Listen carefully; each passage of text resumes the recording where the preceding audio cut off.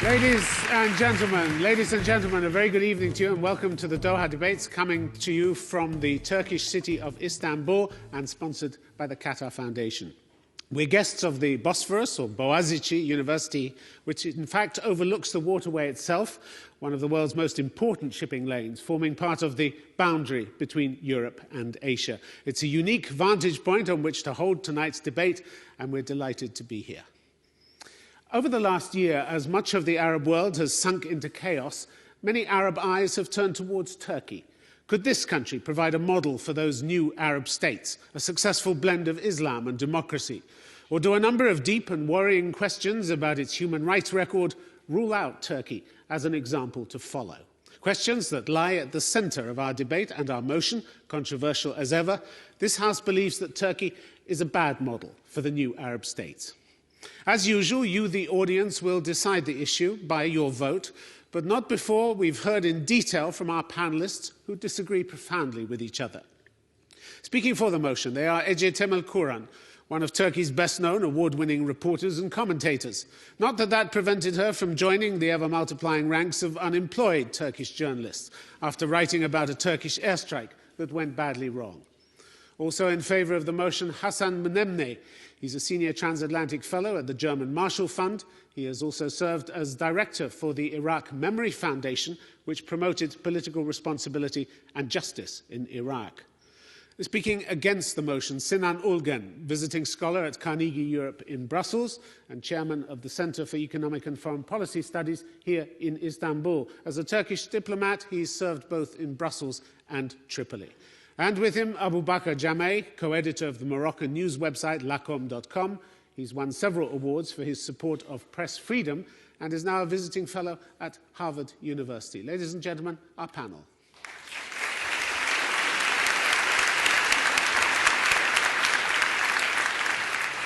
So could I first ask Ece Temel-Kuran to speak for the motion, please? Thank you. There is no Turkish model. There is the AKP model, which represents only 47% of this country. Yet it is understandable for outside world to be deceived because the political and intellectual representatives of the remaining 53% are either in jail or silenced by various kinds of oppressions. AKP cannot be a model for the Arab world because firstly, Turkey has been under state-forced modernism and secularism for about 80 years, which has not been experienced anywhere in the Arab world in the same manner. Secondly, AKP's so-called accomplishments couldn't have happened without the long-lasting network of Fethullah Gülen movement that has no equivalent in the Arab world. AKP and its so-called model is an outcome of 50 years of conservative Islamist brotherhood. The history of the brotherhood goes back to Association for Struggle Against Communism, which has been reportedly collaborating with CIA during the 60s. Throughout the recent history, same brotherhood got organized in every possible economic sector, and today it is proved by scientific research that nobody can operate in any sector in Anatolia without the approval of this network. The economic transactions of this network has never been and still is not transparent. The network's political hegemony is unnegotiable as well. My friends and colleagues, Ahmet Şık and Nedim Şener, have been in jail for 11 months for just writing a book about how Fethullah Gülen's movement got organized in the intelligence service.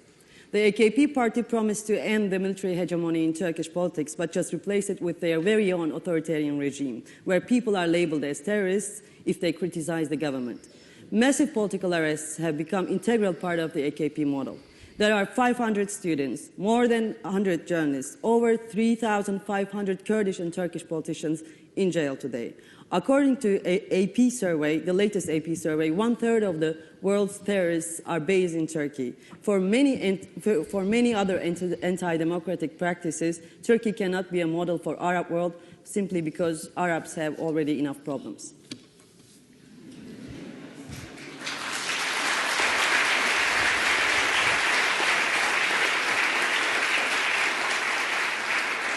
Ece Temel-Kuran, thank you very much indeed. Thank you. What Arabs don't have much of is democratically elected governments. That's a good starting point. That's a good attraction of the Turkish model to them, isn't it? Yeah, we don't have that you can elect and throw out.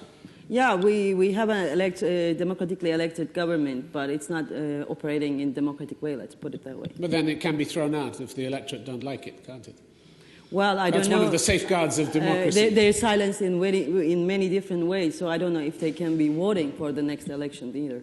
Because many of them are being in jail under the name, labeled as terrorists already. But you mentioned the military. They've tamed a military that's organized, what, 4 coups over the last 50, 60 years? You mentioned my unemployment, so I can say that my last article, which actually I think caused me to be ousted from the newspaper, was, the title was, so, sir, yes, sir. And I told that these are new commanders and that we shouldn't listen to them. No, but the point anymore. is you now have a civilian administration in charge of the army, which you didn't have before, and which has sought to curb the army's powers. You'd approve of that, no? Once Umberto Eco put very correctly that fascism don't only come in uniforms, they sometimes come in plain clothes. But again, the point is clear. They have tamed the military, and this is something, again, that would be attractive to Arab states. Actually, Ahmed Shik was writing a book called Army of Imam.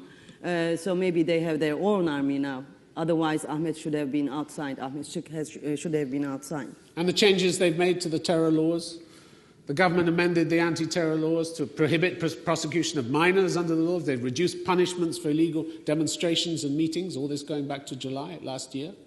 I must say Isn't that moving in the right direction? Last summer, the atmosphere over Turkey might have been changed because of the excessive usage of tear gas against all kinds of demonstrations. So they've allowed appeals of decisions of the Supreme Military Council in civilian courts now. This is a first. Sorry, excuse me. They've allowed appeals of decisions of the Supreme Military Council to be held in civilian courts. But these civilian courts are not free anymore. With the latest amendment, they have been interlinked with the government. These are important changes. They pass constitutional amendments which come as a result of referendums. It's a superficial change, and it doesn't mean anything because those civil courts are very much linked to the government. And you don't think these changes, these big things would be of satisfaction to Arabs? I think they deserve better, as we do, actually. Ece Temelkoran, thank you very much indeed. Now could I please ask Sinan Ulgen to speak against the motion? Speaking before me, Ece, I think, draws the wrong conclusions from the right facts. Because paradoxically, it's all these democratic shortcomings of Turkey that makes the Turkish model relevant for the Arab world.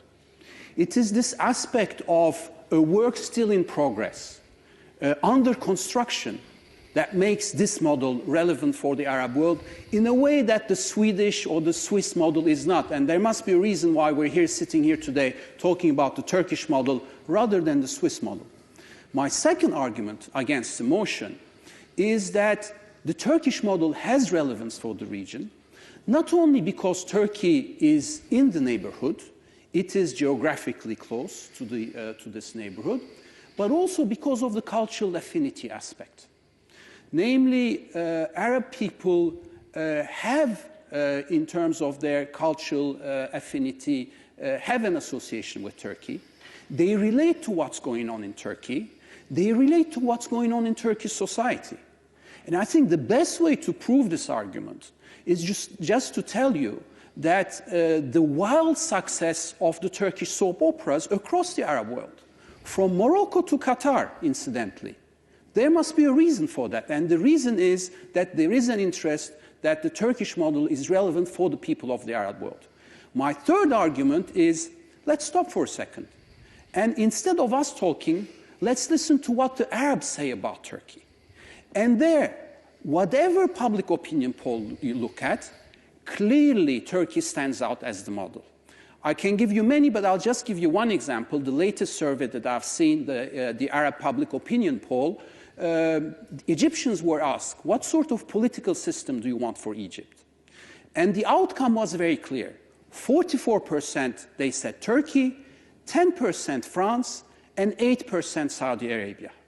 So what better proof is there, besides us here talking on the shores of the Bosphorus about Turkey as a model, than the Arabs themselves championing Turkey as a model, and they do. Sinan Ulgen, thank you very much indeed. Turkey's a good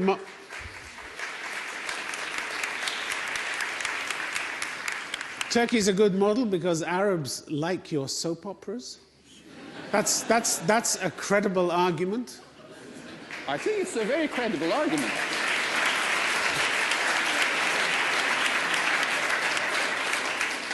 I think it's a very credible argument because it says a lot about how Turkish society is viewed in that part of the world. It's fun, it's light-hearted. It's something they haven't had before. Doesn't mean they think you've got a good societal model, does it?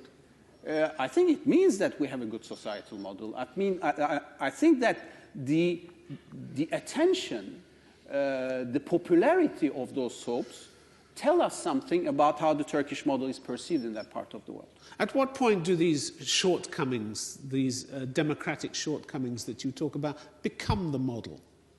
They are the model, aren't they? If Turkey is not moving in the right direction where human rights is concerned, is it? You as a diplomat, you can see the damage that's been done, the avalanche of reports about freedom of speech being trampled on. Surely, but this is like this, intellectual debate when you see something working in practice and you start to ask yourself... Well, it's not very intellectual when you've got so many people in jail, is it? It's very real. It's very down to earth, isn't it? It has... It certainly has practical dimensions, but it's like arguing whether it works in theory while you see that it works in practice.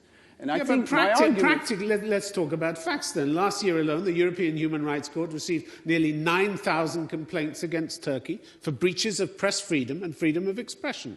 That was up from 6,500 in 2009. Which way would you say this model was going? Surely, but that's the wrong argument to throw at me because my argument is that it's with these deficiencies that the Turkish model works. Okay, Sinan Olgan, thank you very much indeed. So now could I please ask Hasan Menemne to speak for the motion? Let me start by saying what you do have, we can use the generic argument that no two histories are similar and therefore people have to seek their own models. Egyptians have to seek an Egyptian model, Tunisians have to seek a Tunisian model, but that does not answer the question, why am I excluding the Turkish model per se? Well, to start with, yes, indeed, you have gone through a period in your history, a period of autocracy that was benign compared to the kleptocratic autocracies in the region.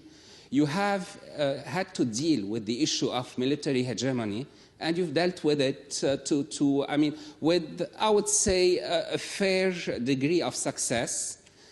Military hegemony is in many places, in Egypt for sure, and it seems to be lasting.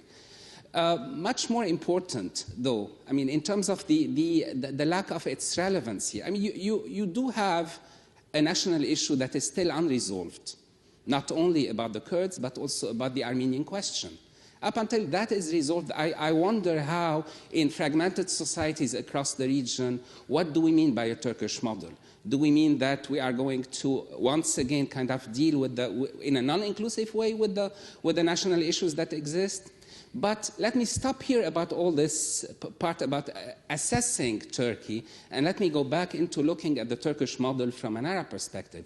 I propose to you that the Turkish model exists only when Turks or Europeans or other Westerners are talking to Arabs, and not just any Arabs, but the Arab Islamists. Sinan mentioned something about a poll. I would like the poll to be phrased without mentioning Turkey and France and others. If no mention was there in the poll, I promise you Turkey would not be on the radar of the Arab populations. Could you come to a close, please? Yes. The main thing to say here is that Arab Islamists are interested in the Turkish model because it gives them a cover for wanting to implement Islamism in their own societies.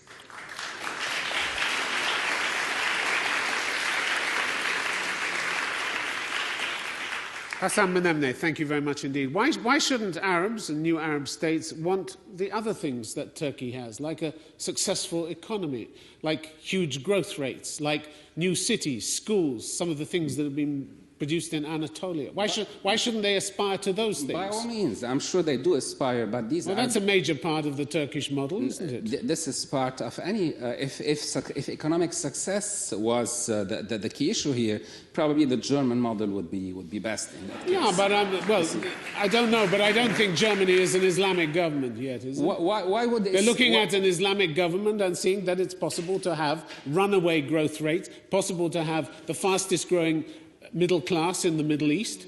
These are things that they could legitimately aspire to. As far as I understand it, the Turkish government is a Turkish government, not an Islamic one. It has a party that has Islamic roots, but this is exactly what I'm saying is the cover that is being used. But you don't know it's a cover. Why is it a cover? Because it is not mentioned when it is spoken in Arabic. When you have those same leaders that talk about the Turkish model in the English and French press, and to Turks and to Europeans, when they're writing in Arabic, there's very little mention of the Turkish model. Actually, when in Libya, which was heralded as another one... And that's proof that the Turkish model is not a good one for the Arab states? That's proof that it's irrelevant. Because, whether the people audience, misuse it for their own purposes or not, they can still legitimately look at Turkey and say there are a lot of things out there that we like and we want. By all means, but also there are lots of good things everywhere else. The fact of the matter, it is not as relevant in the Arab sphere as it seems to be when translated into Turkish or French or English. Okay, Hassan Mnemne, thank you very much indeed. Could I now please ask Abu Bakr Jameh to speak against the motion? Thank you. Let me preface my 2 minutes by saying the following. I'm a journalist who has been kicked out of his country because of his opinions. So it's very hard for me to take as a model a country which has north of 100 journalists in jail. That is to say that it's a flawed model, but it's still a model. I'm going to try to convince you why it is a model. The biggest impediment to democracy in our countries, I'm a Moroccan, southern Mediterranean country, was that there is no way to get rid of these authoritarian regimes because then you will end up with some crazy Islamist, Taliban, Sharia touting laws and governments. And in that respect, if only in that respect, the Turkish model, Turkey has been a model because it showed that you can have a party which considers itself have originated in some Islamist ideology, although not only the AKP, but all of them now says that they're conservative. They don't like to be labeled Islamist, but yet. And it's functioning. It's functioning. So that has destroyed this wall of fear, has destroyed this important argument that we had in our country. And it is an important dimension. Why? Because when you say that this is a flawed model, you should also think in terms of alternative. The alternative in our countries was Mubarak, was Ben Ali, and it still is, unfortunately, the monarchy we have in Morocco. So it is a flawed model, but it is a model. Secondly, I think there is a very important aspect. That is that this Turkish flawed democracy seems to be functioning well economically speaking. And it seems to be functioning well economically speaking because improvements have been made in terms of government. When you look at your governance indicators, the World Bank governance indicators for Turkey, they have improved in terms of fighting corruption. And to see that a country which has been able to accommodate an Islamist party as its leading party and at the same time be able to promote well-governed economy, to me, is good enough to be a model. All right, thank you. Abu Bakr Jameh, thank you very much indeed. A flawed model is a bad model, isn't it? Shouldn't you be on the other side? Well, then we should. You admit it's a flawed model. Yes. Then we shouldn't be talking about model at all. We're talking about. Well, we are for the purposes of this debate. Two living societies. This is social sciences. We're not talking physics. We're not talking cars. We're talking human beings. Yes. And by definition, there is no model when you acknowledge that the way, whether it's the model itself or the way it's being implemented, is not very successful. Is it? Especially when it comes to your field, journalism. Yes, absolutely. By definition, where Turkey is rated as 138th in the Freedom Index from Reporters Without Borders, 138th in the world, just above Ethiopia and Russia. Yes, this is egregious. Absolutely, I'm not denying that. What I'm saying is, it is a flawed model. All model, by definition, in terms of human societies, nation states, is an evolving one. And secondly, yeah, but the question is where it's evolving. Is it going backwards or going forwards? Well, I do believe it's going in the right direction. That's my deep belief. I hope not to be. You admire Turkey's free market policies. Do you also admire the fact that huge swathes of the Turkish economy are considered grey or black, so no taxes are paid? No. It's not. That's not what I said. I said governance has been improved, corruption has been evading taxes, underreporting sales and wages, failing to register employees for social security. If you've been from the Financial Times. I'm comparing what is considered by Arabs and Muslims as being a valid model, because as Sinan has said before, if you talk about the Swedish model, you're inaudible. But what is valid about a model where less than 4% of the working age population pay personal income tax? What is valid about that as a model? Well, how's that going to work in future? I didn't say that economically speaking it was an ideal model. What I said is that the fact that it has been more and more democratized led to a better economic governance. You're saying less corrupt rather than more democratized? Sorry? You're saying less corrupt? Yes. Yeah? That's what that's Well, in a survey, saying. Transparency International survey in 2010, more than 30% of Turkish households that were surveyed perceived public officials to be extremely corrupt. I just looked at the scores. The Turkish Transparency Index was 3.2 in 2002. It is now 4.2. It's still in the seriously corrupt category. Not corrupt, but not seriously. There is an improvement. That was my point. There is an improvement. Okay, all right. Abu Bakr Jama, thank you very much indeed. Okay, we're going to now turn it over to your questions. Our motion is that this House believes that Turkey is a bad model for the new Arab states. We take the gentleman in the second row. Yeah, I'm asking this question to AJ. I agree with most of the criticisms you have towards the police and the judiciary. Is this something that the AKP created, or is this the classical authoritarianism of the Turkish state that the AKP should be criticized for not reforming? But aren't these the old tools of a state which were always authoritarian and which was actually even worse, like 10 years ago with all the systematic torture, which is not here today? We don't know that. We don't know that because... I know something, but yeah. No, we don't know that because the letters which have been written in the jails cannot get out anymore. Because as a columnist, I was among those who the political arrested people are not allowed to write letters to. So we don't know that if there is torture in the jails or not. Firstly, secondly, the cruelty of this government has been all around the place. Of course, not all around the place because nobody is let to write about it. But everybody is on Twitter or on social media is talking about this already. And there are ridiculous cases, as you very well know, for Cihan Kırmızıgül, who just wore a kafiyeh and got arrested, and he has been in jail for like months, or other people as well who are labeled as terrorists and who are living in the prison without a single hearing for even years. Yeah, I'm saying you're right with all this. I'm just saying this has been this way forever. But the people who are now feeling threatened about this were safe before because they were the secular elite. Now they're getting the heat, and I'm with them. But Turkish state has never been any better. I think it's better than it ever was. No, but it's still not great. That's good enough, is it? No, it is very bad. But I think that's why Turkey is not a model, because of its security forces or because of its judiciary, which is very bad, both. AKP is a model for the Islamists of the region. No, AKP is not a model. Nahda makes this and let me tell you why it's not a model. Because before this party coming to power, we know who the bad guys were, who the good guys were. When there were generals who were directing this country, who were in the administration or anything, we knew that those were the bad guys. But this cruelty has been practiced under the name of democracy and even worse, legal, legitimate democracy. This worsens the situation. Okay, Sinan Organ, you want to come in here? Mustafa, I think there's an inconsistency in your argument, because what you say is that AKP is a model, but let's not forget that AKP is a byproduct of the Turkish system of democracy.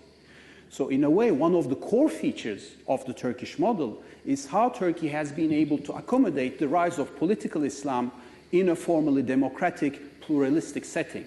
So just saying that AKP is a model and Turkey is not, I think there's an inconsistency there. If AKP is a model, then Turkey and its democratic structure is also a model. Okay, I'm going to take a question from the lady in the row over there. What I'm hearing from this side that's saying that Turkey is a good model for the Arab world, what I'm hearing, I'm a Turkish citizen, but if I had been an Arab citizen, I would have felt very offended. It sounds like this bon pour l'Orient, good for the Easterners, what you're suggesting there. And I find that perspective very humiliating. You find it condescending, do you? Exactly, exactly. So what I'm saying is, if you're arguing for this, by saying that this is enough for the Arabs, it's the most humiliating thing you can say. And I'm saying this as a Turkish citizen. Thank you. If I were sitting here and arguing for the Swedish model, how many of you would be here listening to me?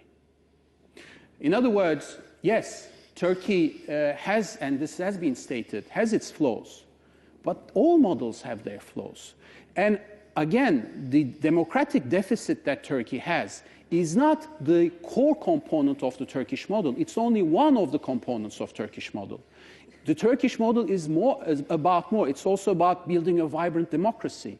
It's also about reforming civil-military relations. It's also about linking with the rest of the world.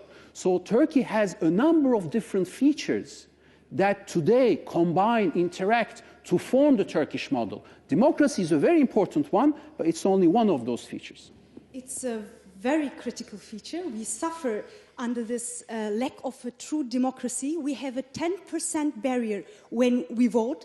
Since 1983, after the military coup, when we started a pseudo-democracy, we are forced to vote under a 10% barrier, so any party that cannot pass this wall cannot be represented in parliament. Cannot get a single seat in parliament without reaching that 10% threshold. Not a single seat. And since 1983, we have the 10%. Okay, Hassan Menemne, do you want to come in there? Let us make it very clear. When the word Turkish model is used in an Arab context, it does not mean institutional democracy.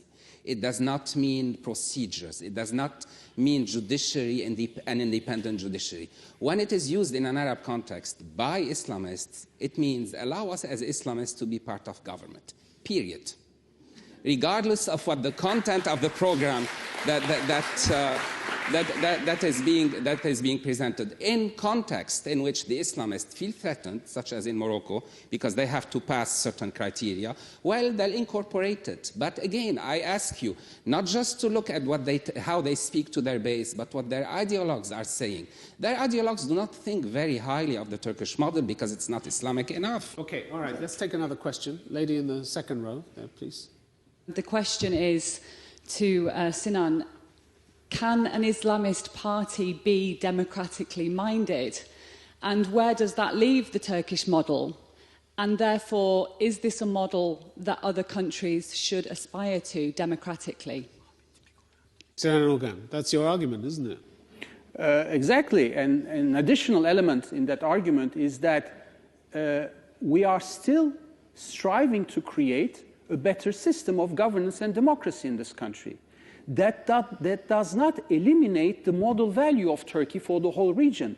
Because when you look at what other alternatives out there, and you know that other country very well, Iran. Is Iran the other model that we can talk about constructively for the future of the region? So despite all its flaws, and we've talked at great length about all its flaws, Turkey remains the model. And again, it's the Arabs themselves that are saying this. Look at every public opinion poll. It comes out clearly that Turkey is the sole credible model. Why? What kind of opinion polls are these? I really wonder. I'm like, I've been through some countries in the Arab world. I'm like, the most known thing is our prime minister saying 1 minute and the Muhannat, which is like a TV soap opera. Other than that, what do they know about Turkey? And how could they know about Turkey anyway? Nothing goes out from this country. And by the way, even in the foreign ministry, not many people know Arabic. I'm like, this relation between Turks and Arabs are so weak already. I'm like, we have been educated that throughout our education system, we always had this Arab racism underneath the curriculum. I'm like, it's always there, and there's huge Arab racism in this country. So they wouldn't turn their faces to Arabs. All right, Abu Bakr Jameh, come on. I think the problem of AKP is not they are Islamists. It's that they win too much, too strongly. And that any political party that is put in such a situation at some point will end up developing some authoritarian instinct. And I see that more of a problem. But it's still for us a valid, flawed model, but valid model, because it's the closest to us from a cultural standpoint, struggling with democracy and having some clear, I think, and serious democratic rules to govern its politics. Okay, there's a question at the back. Gentleman there, you have your hand up.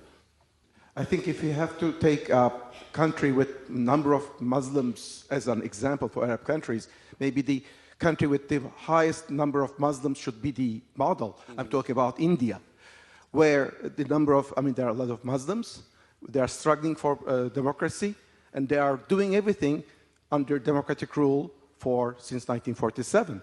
I think this is a very good model, and if Islam is the reason. A much better model than Turkey?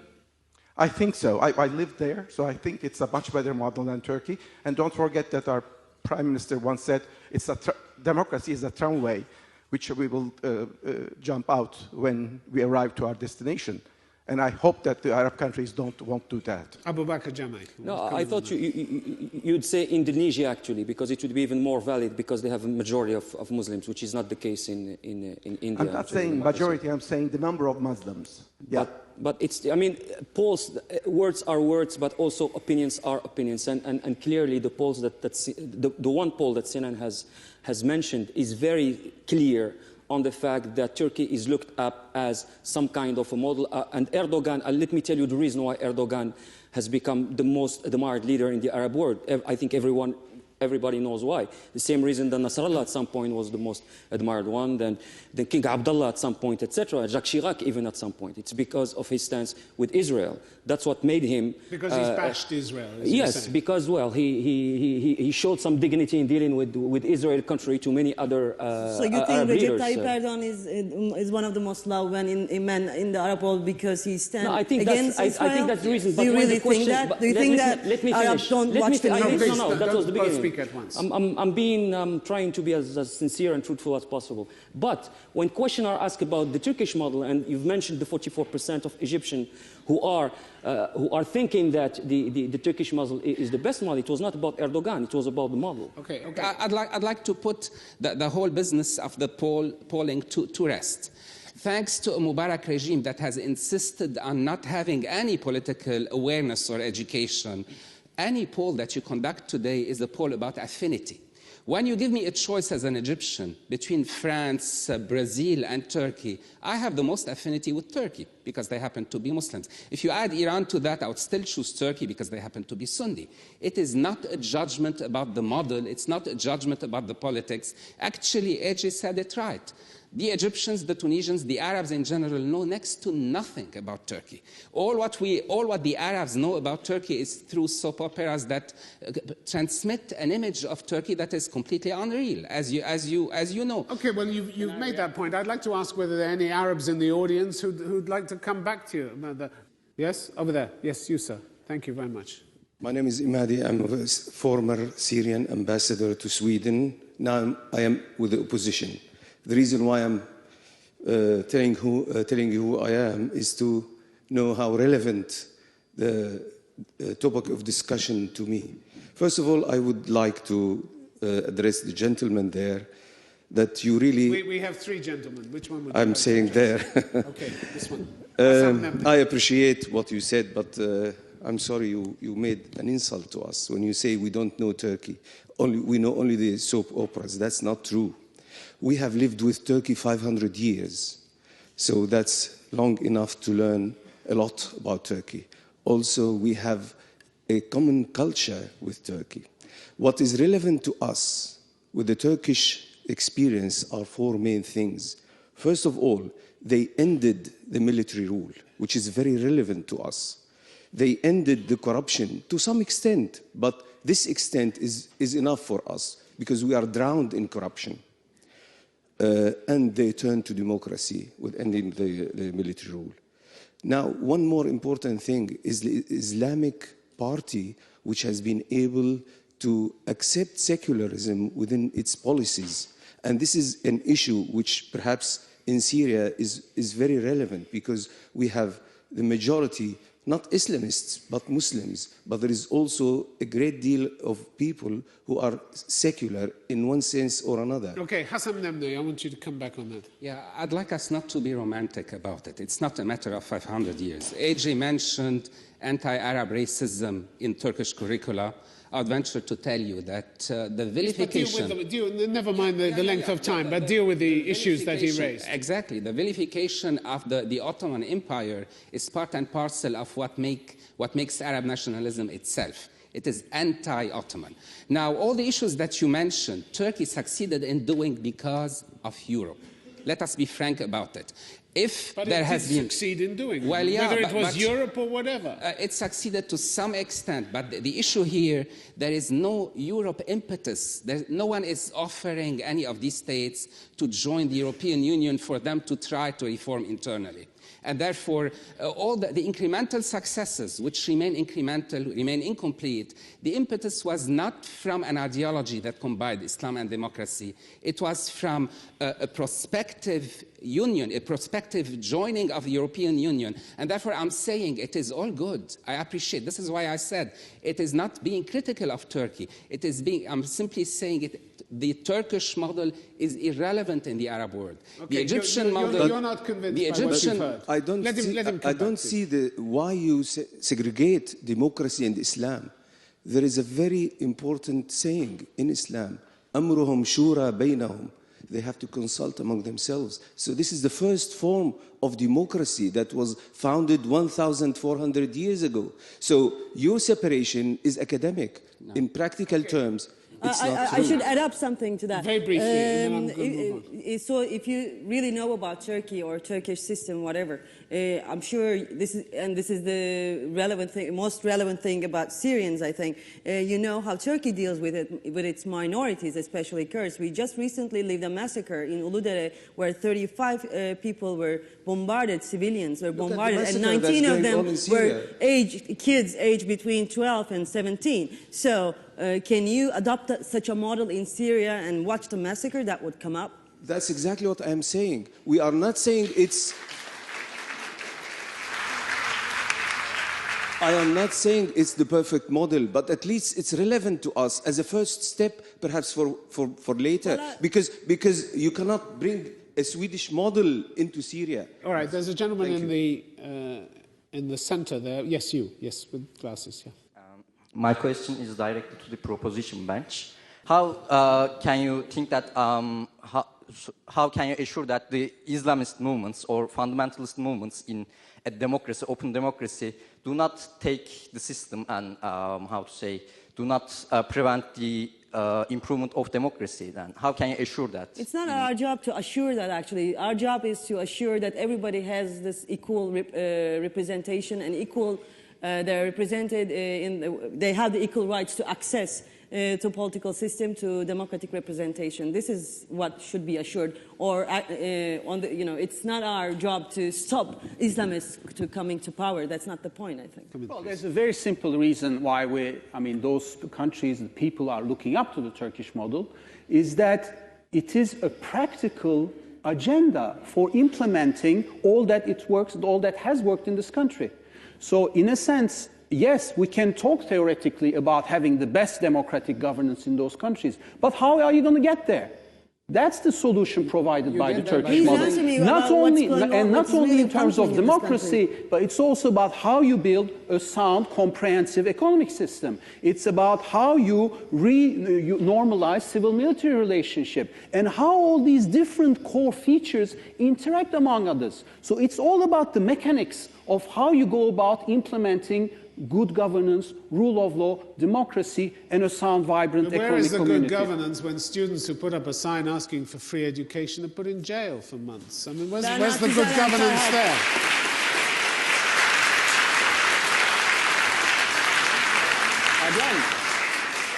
Again. Or is this just a shortcoming, is it? It's certainly a very serious shortcoming. But again, when we talk about the Turkish model... But it starts to define the state, doesn't it? It starts to define the state and the government. Yes, but let's look at it from a time perspective. I mean, the Turkish model is not... Is there a yes, but after that? Is there a yes, but after that? Of course there's a yes, but. Let's look at the Turkish model. If it defines it, that's the model, isn't it? It does not define it. It's an exception to You just said it does, but. It's not an exception. Excuse me, it's not an exception. I wrote here names that I have to mention in this program, and none of them is an exception. I'm sorry. Büşra Ersanlı and Ragip Sarakolu, and most of you know here, they were rejected when they asked for typewriter in the prison. One of them is a prisoner, and one of them is a professor, and one of them is a publisher. And Cihan Kırmızıgül, I mentioned earlier, or Doğan Yurdakul, he wasn't let to see his wife when she was dying to cancer, and he's an arrested journalist. And Metin Lokumcu, who choked to death because of the tear gas, and our prime minister just said, "What can I do?" These are not exceptions. Yes, but I don't want to be put in a position. I'm sorry. I don't want to be put in a position of defending the anti-democratic practices of the government, but I fully believe that this is a period that Turkey will overcome because the trends are in the good direction. When we look at what Turkey has accomplished since 1923, it has relevance for the region. At what point, in your eyes, do those shortcomings negate the model itself? At what point? It negates the model itself when there starts to be a serious and legitimate question about the legitimacy of the government, and we're not there. Okay. All right, gentleman there. I'm an Iraqi and a Kurd.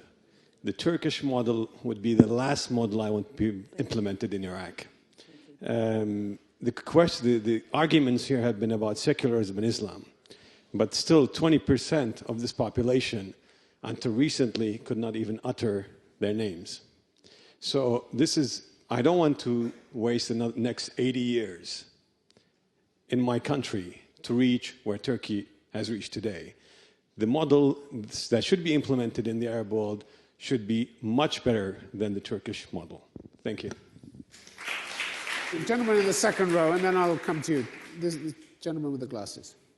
I am a member of the Lambda Istanbul Lesbian, Gay, Bisexual, Transgender Solidarity Association, and I would like to give a perspective from our community because I think it's important. Very briefly. And if you would come to a question sure. as well.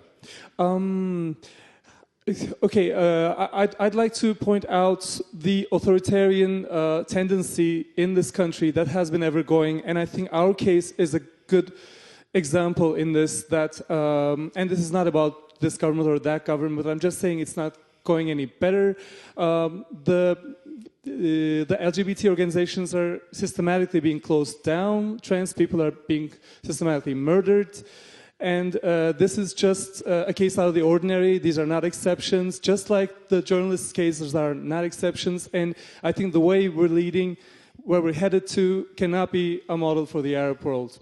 Thank you. Sinan Ogan, you would classify these things as shortcomings, still?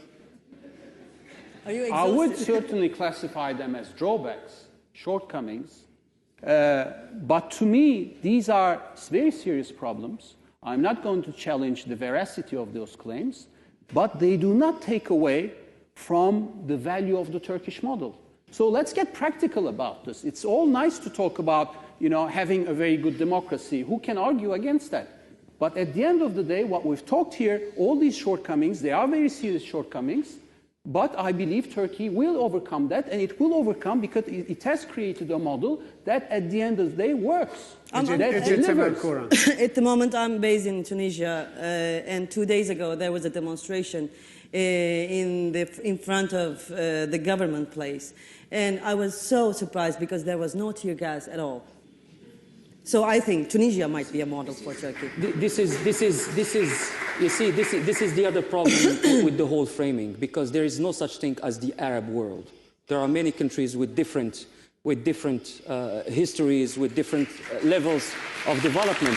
And I agree with you when you talk about Tunisia. I agree with you. But there are other countries. We're talking about homosexuality. I'd love to see. No, please. Let me just finish that. Where there aren't laws on the books against homosexuality, which is not the case here. You don't have laws. It's not illegal to be homosexual in this country. I know it's far from satisfactory. I completely sympathize with your situation. Okay, I'm going to take a question from the gentleman in the second row. I'm a social scientist, so when I hear about these generalizations about Arabs and the public opinion, I'm a bit disturbed. Number one, when we talk about Arabs, not only nations, but there are Christian Arabs. There are secular Arabs. But when you talk about the Arabs, you are somehow implying only the Islamists, I felt. But you forget the other.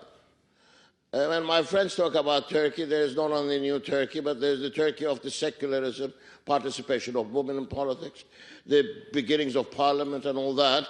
which was also a model, had been a model earlier in the Arab countries for the secularization. Do you have a question? So, yes, I am coming to that. Do you want a Turkish model with Erdogan or without Erdogan? Question. No, I said I think this is a serious flaw. Actually, with Erdogan or without Erdogan? You know, with sauce or no sauce?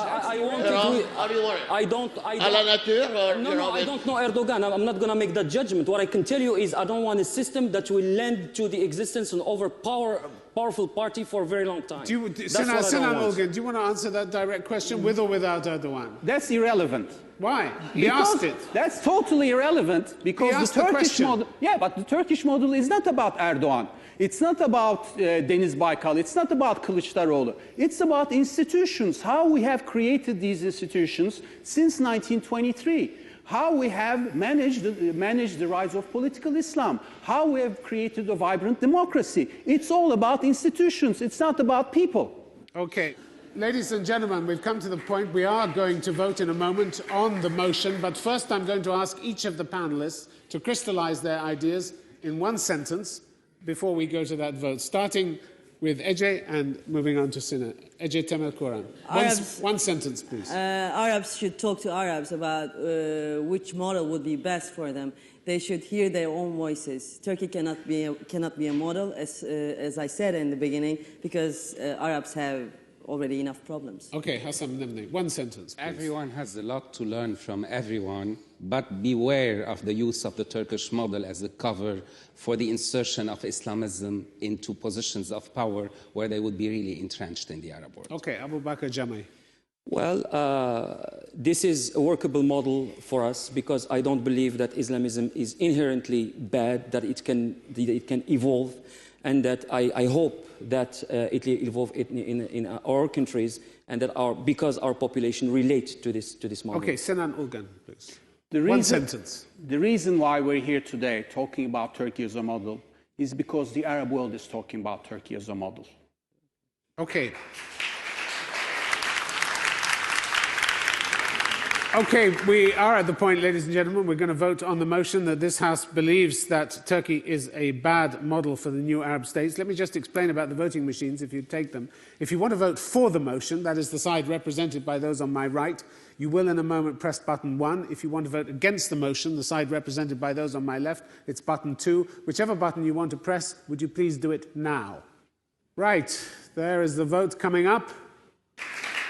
59% for the motion, 41% against.